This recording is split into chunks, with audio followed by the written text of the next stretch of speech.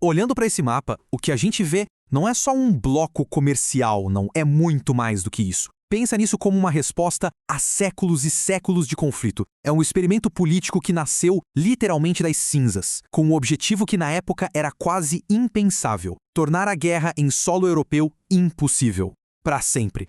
Mas como? Como é que se planeja uma coisa dessas? Bom, a resposta é bem mais surpreendente do que parece. Presta atenção nessas palavras. Materialmente impossível. A ideia aqui não era só um tratado de paz, um pedaço de papel. Era redesenhar as engrenagens do continente, sabe? Mexer na base de tudo para que a máquina de guerra simplesmente não conseguisse mais funcionar. Uma verdadeira engenharia política numa escala que nunca tinha sido vista antes. Ok, mas como é que se transforma um ideal tão nobre em realidade? O primeiro plano era bem grandioso e ia direto ao ponto, mas a complexa tapeçaria da Europa provou ser um obstáculo, digamos, formidável. Então, de um lado a gente tinha o sonho, criar uma espécie de Estados Unidos da Europa, uma união política completa para apagar de vez as fronteiras que causaram tanta destruição. E do outro lado vinha a realidade, teimosa como sempre. Como é que se une dezenas de culturas, de línguas, de identidades nacionais diferentes, sem que a coisa toda desmorone com o peso dessas diferenças? Era um quebra-cabeça político gigantesco. E a realidade, pois é, ela bateu na porta mais rápido do que se esperava. A primeira tentativa de criar uma união política e militar foi um fracasso total, rejeitada pela própria França, uma de suas idealizadoras. O sonho parecia ter morrido ali. Só que foi exatamente nesse momento de fracasso que nasceu uma nova estratégia.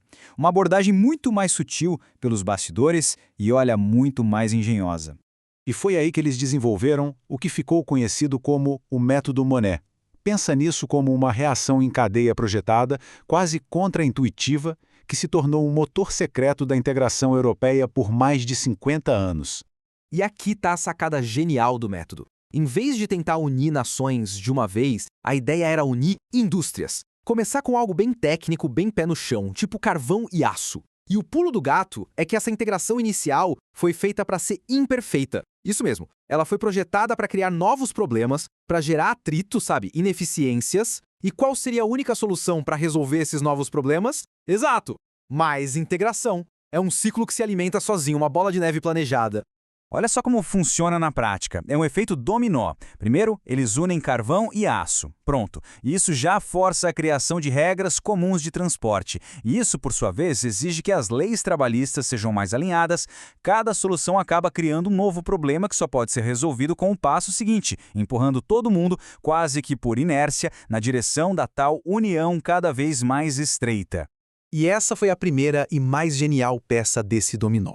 Ao colocar as indústrias de carvão e aço da França e da Alemanha, que são os ingredientes básicos para a guerra, sob uma autoridade comum, eles removeram esses ingredientes das mãos de uma nação só.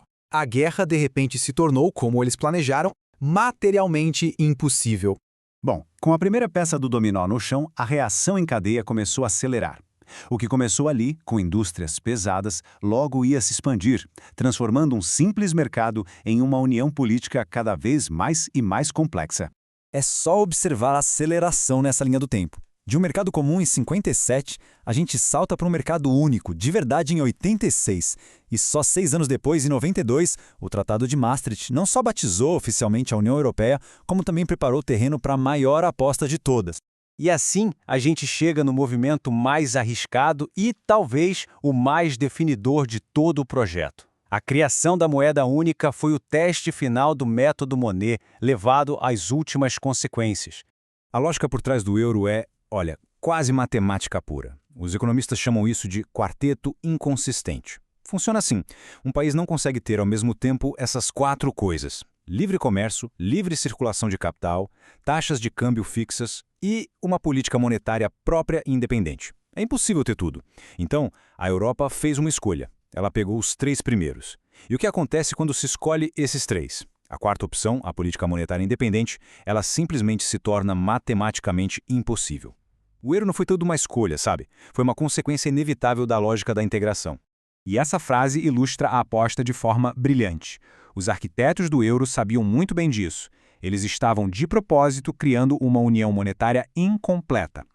A grande aposta era que uma moeda única sem um governo único ia gerar crises. E essas crises, seguindo a lógica do método Monet, forçariam o próximo passo, que seria inevitável, a união política.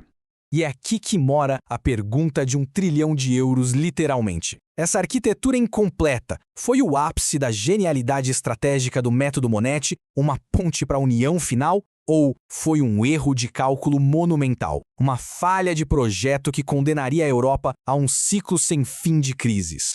Essa pergunta nos traz direto para o agora, para um projeto que continua inacabado, definido tanto por suas conquistas incríveis quanto pelas tensões que ameaçam a sua própria estrutura. Essa metáfora da casa semi-construída é sinceramente perfeita. Ela resume o estado atual da UE, uma estrutura que já é uma conquista histórica, que abriga milhões de pessoas em paz e prosperidade, mas que continua inacabada, com partes ainda expostas aos ventos das crises. Então, por que a reação em cadeia parece ter perdido o fôlego? Porque agora, as engrenagens da integração estão batendo de frente com um muro, o poder nacional. Quanto mais a União Europeia avança em temas sensíveis como impostos, orçamentos, mais forte é a resistência. E os tribunais nacionais, especialmente o da Alemanha, traçaram uma linha no chão, lembrando a todo mundo que os países, e não Bruxelas, ainda são senhores dos tratados. O que nos leva, então, à questão final. Essa máquina da integração foi toda projetada para andar só para frente, mas agora ela encontra uma força contrária que é igualmente poderosa, a soberania nacional. Será que este grande experimento, que já dura mais de 70 anos, finalmente encontrou uma barreira política que não dá para ultrapassar? A resposta para essa pergunta vai definir não só o futuro da União, mas o futuro do próprio continente europeu.